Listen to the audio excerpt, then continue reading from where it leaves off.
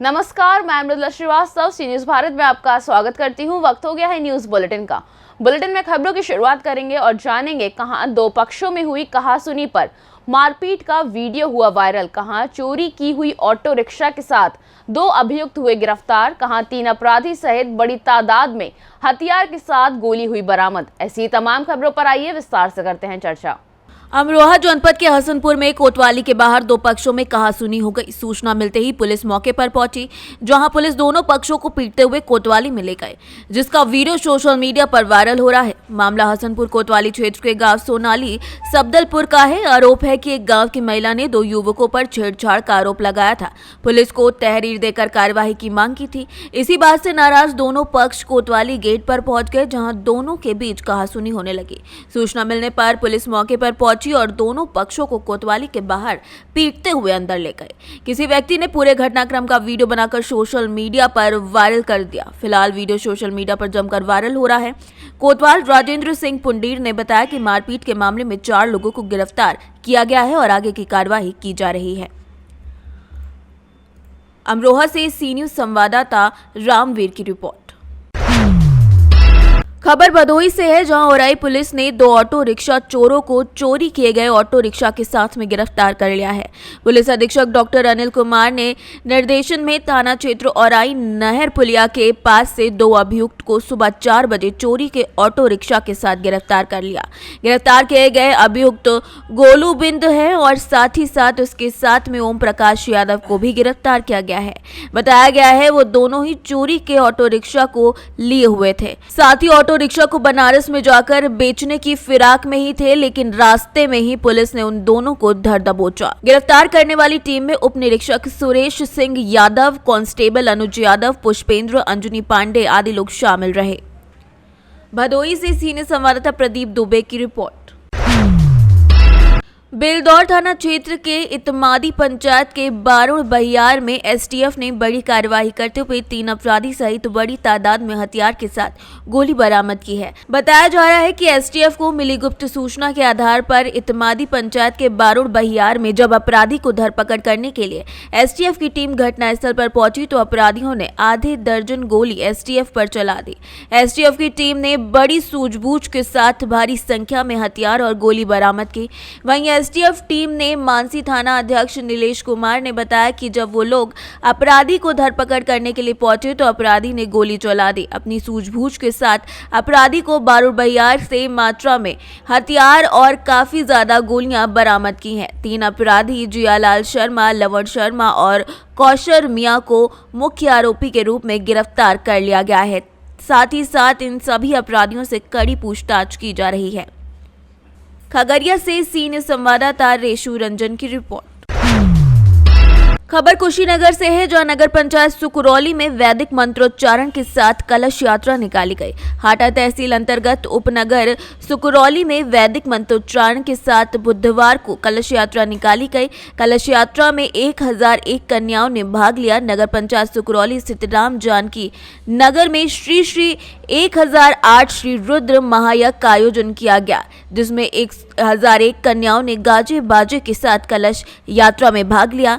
इसी 9 दिवसीय रुद्र महायज्ञ में श्री राम कथा एवं अयोध्या से आए रामलीला मंचन को भी रखा गया है। इस अवसर पर यात्रा में नगर पंचायत के समस्त सम्मानित लोग भी सम्मिलित हुए।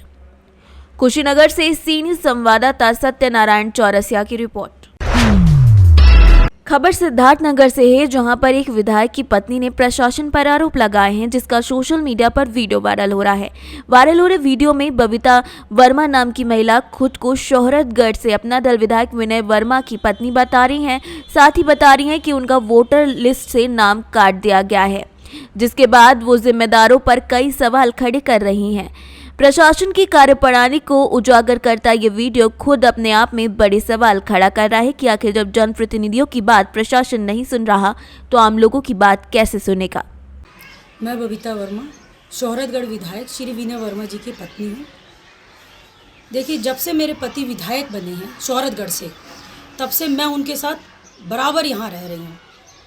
जब से मेरा यहाँ रहना हुआ, देखिए शोहरतगढ़ में मेरा कार्यालय है, वहाँ रहती हूँ तो उनके साथ मैं वहाँ अपने कार्यालय पे रहती हूँ, और जब बढ़नी साइड में आना होता है तो मैं उनके साथ यहाँ आती हूँ।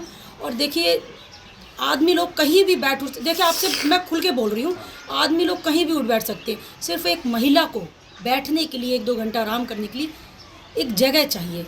तो इस वजह से मैंने पांडे जी का मकान यहाँ किराए पे लिया और मैं बाकायदा यहाँ रहती भी हूँ, आना जाना। देखिए अब विधायक जी है, इधर रहना उधर रहना सब जगह होता है।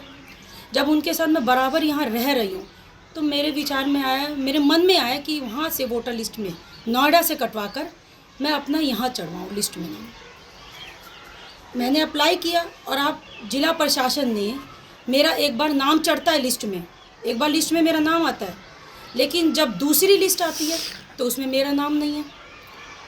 देखिए डीएम साहब, मैं आपसे ये पूछना चाहती हूँ कि आप बताइए, पहली आपने मेरा लिस्ट में नाम चढ़ाया और दूसरी लिस्ट में मेरा नाम नहीं है, आप इसका जवाब दीजिए। ऐसी कौन सी वजह है कि मेरा लिस्ट में नाम नहीं है? क्या आपको मैं अपराधी दिखती हूँ? क्या मुझे वोट डालने का अधिकार नहीं है? मैं भारत की नागरिक नहीं हूँ? आप बताइए डीएम साहब, आपसे मेरा ये प्रश्न है।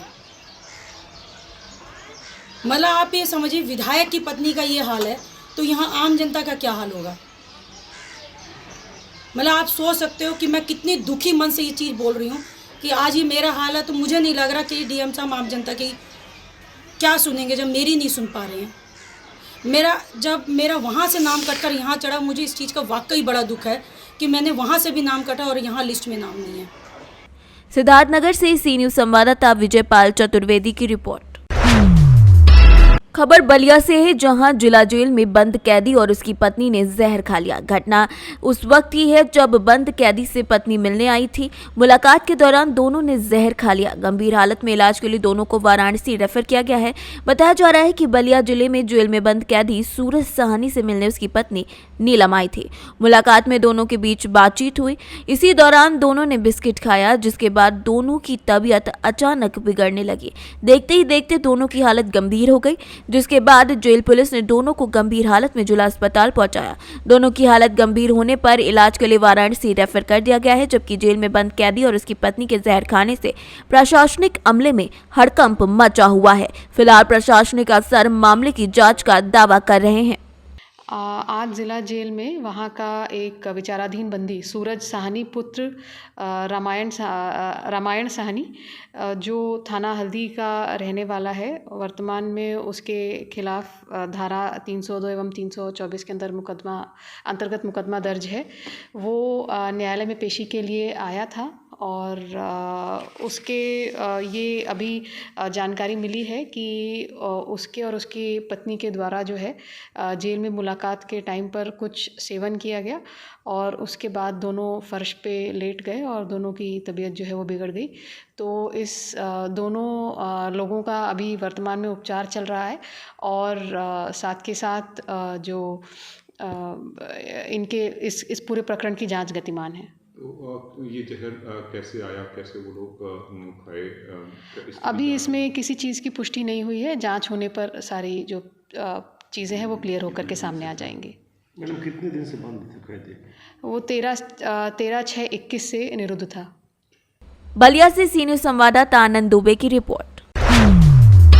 खबर बांदा से है, जहां बुधवार को 30 नवंबर को प्रखंड क्षेत्र के +2 प्रोजेक्ट कन्या उच्च विद्यालय भैरवगंज के 31 अक्टूबर 2019 को हुए सेवानिवृत्त शिक्षक सूर्यकांत प्रसाद 30 नवंबर 2022 यानी बुधवार को सेवानिवृत्त हुए।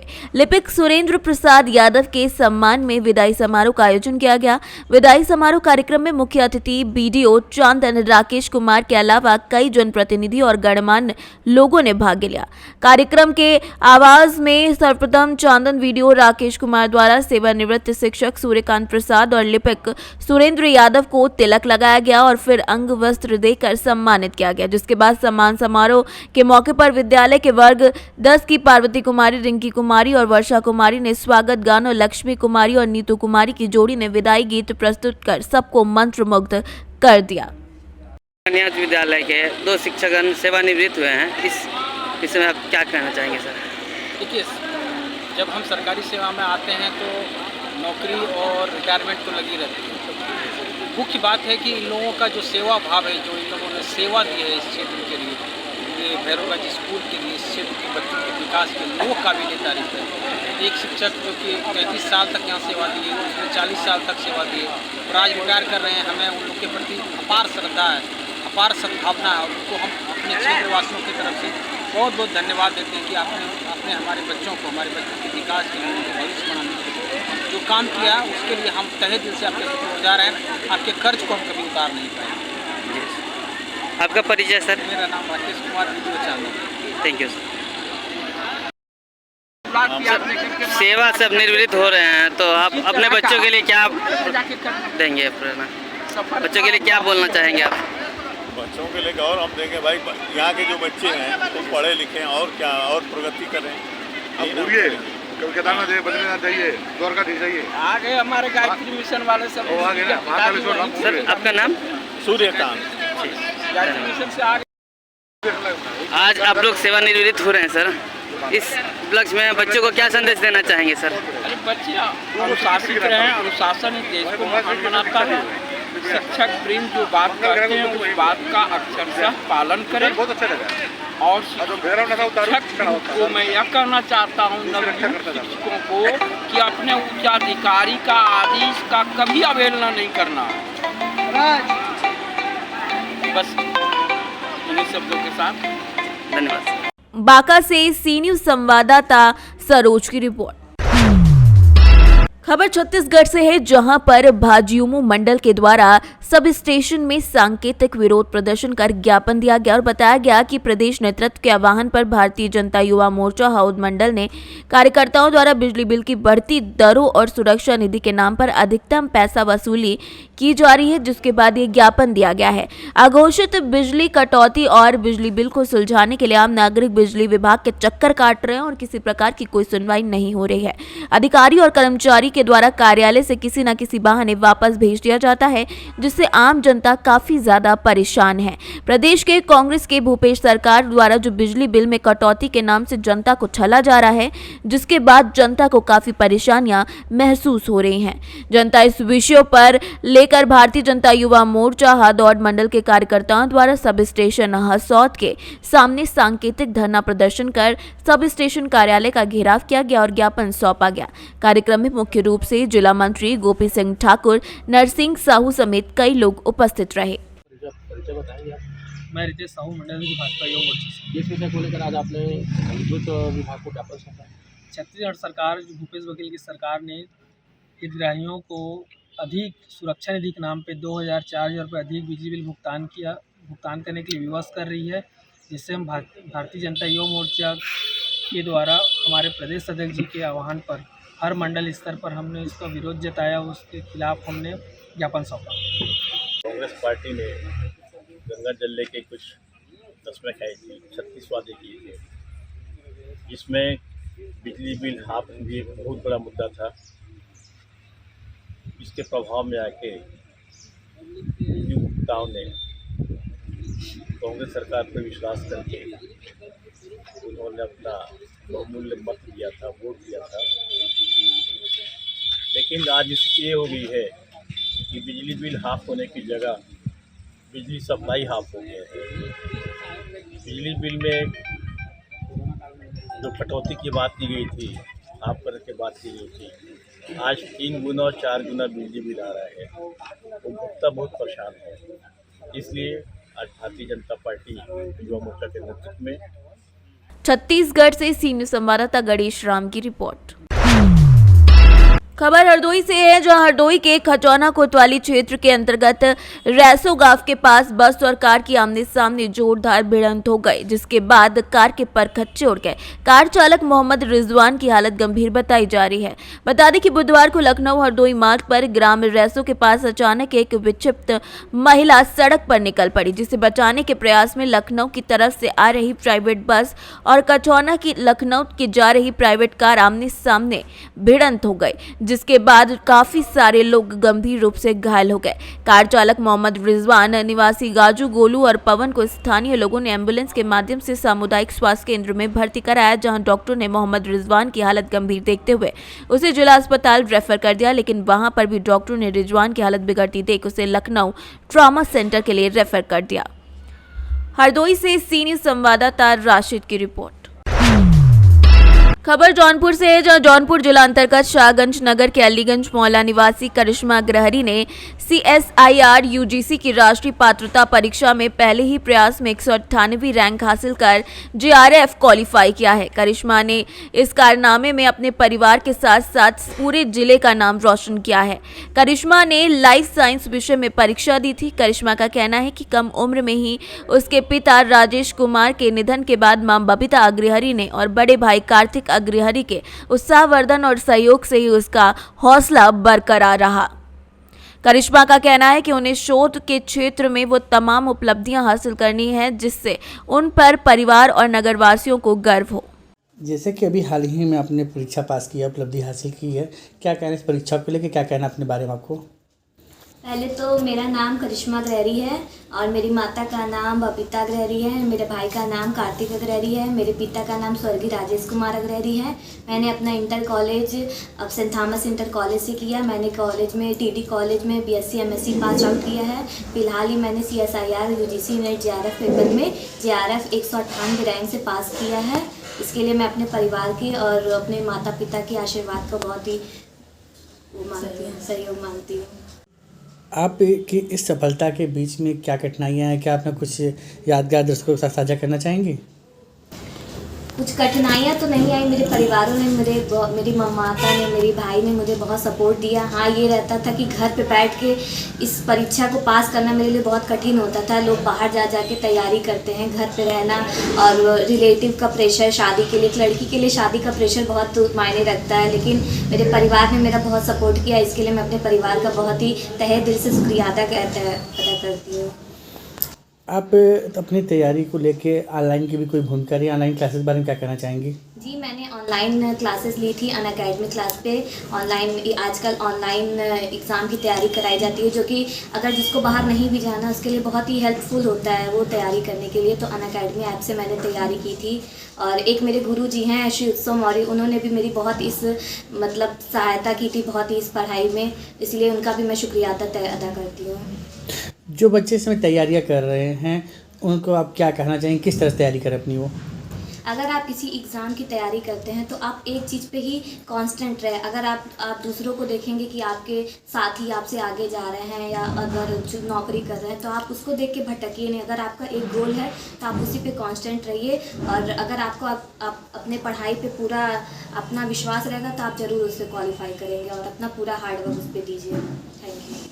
आपका क्या उद्देश्य है, क्या बनना आगे? मुझे प्रोफेसर बनना है और मुझे आगे PhD करनी है। मुझे अपने नाम के आगे डॉक्टर लगाना है और मुझे आगे प्रोफेसर की नौकरी करनी है। जब आप अपने उद्देश्य को पा जाएंगी तो अपने नगर के लिए क्या करना चाहेंगी? मैं यहाँ पे वैसे तो यहाँ पे कोई यूनिवर्सिटी नहीं है अच्छी। अगर यहाँ पे हो सके तो कोई अच्छी यूनिवर्सिटी खुल जाए जिससे बच्चों को जो बच्चे बाहर नहीं जा सकते वो यहीं पे एक अच्छी शिक्षा प्राप्त कर सके। यही मेरा उद्देश्य है कि अगर यहाँ पे एक अच्छी यूनिवर्सिटी हो जाए, यहाँ पे अच्छे कॉलेज टीचर्स हो जाए, यहाँ पे प्रोफेसर हो जाए तो बच्चों को बाहर ना जाना पड़े। तो मैं यही कहना चाहूँगी कि आप लड़का या लड़की में भेदभाव ना करें। लड़की को भी उतनी ही वो प्रायोरिटी दिए। उनको भी अगर आप शिक्षित करते हैं तो आज किसी भी क्षेत्र में वो लड़कियां लड़कों से कम नहीं हैं। आप उनको भी पढ़ाइए लिखाइए, वो भी परिवार का नाम रोशन कर सकती हैं। और लड़कियों को भी मैं कहना चाहूँगी कि वो अपने लक्ष्य से भटके ना। आपको कुछ चीज़ें तो बाद में मिल जाएंगी, लेकिन ये एक उम्र है, ये पढ़ाई का समय है, इसी में आप कुछ बन के अपने परिवार का नाम रोशन कर सकती हैं। इसीलिए आपको एक लक्ष्य पे टारगेट करना, उसी पे फोकस रहना चाहिए लड़कियों को भी। आप अगर जो है कि आप कामयाब होती हैं और जो भी टारगेट आपने बनाया हुआ है उसके बाद अपने नगर के लिए क्या करना चाहेंगी? मैं अगर आगे चल के अगर प्रोफेसर बनती हूँ तो मैं चाहूँगी जो बच्चे अगर बाहर नहीं जा पाते हैं तो एक ऑनलाइन क्लासेस चले जिससे वो बच्चे घर बैठ के ही शिक्षित हो सके। और अगर कोई बच्चा या कोई लड़की या बच्चा या लड़का कोई आता है मेरे पास, अगर वो आर्थिक स्थिति से कमज़ोर है तो मैं उसकी भी पूरी तरीके से हेल्प करने की कोशिश करूँगी।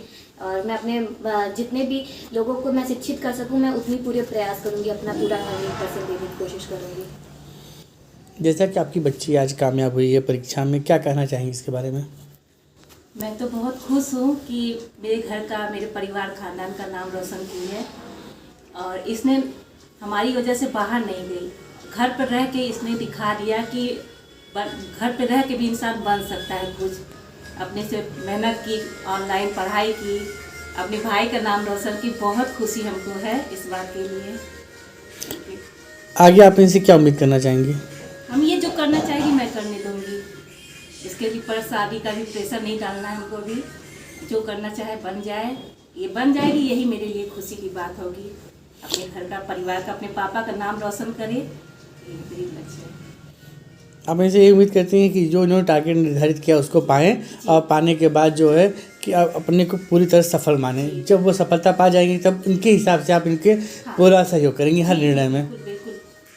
ये नहीं है कि बेटी है तो उसकी शादी कर दिया जाए, ऐसा कुछ नहीं है। आज के ज़माने में तो ये बेटी भी मेरे लिए बहुत कीमती है, वो की है अपना। और भी लड़कियां होती हैं, बहुत सी लड़कियां अपने सपने को पूरा करने के लिए बाहर निकल जाती हैं, माँ पिता को बाहर छोड़ के चली जाती हैं। लेकिन इसने वो अपने माँ के साथ रहते हुए अपने सपने को भी पूरा किया, मेरी भी सेवा की। इसके पिता के जाने के बाद मैं बहुत अकेली हो गई थी, जिसकी वजह से हम तबीयत भी मेरे ख़राब रहने लगी थी। वो मेरा भी ख्याल की और अपना सपना भी पूरा की।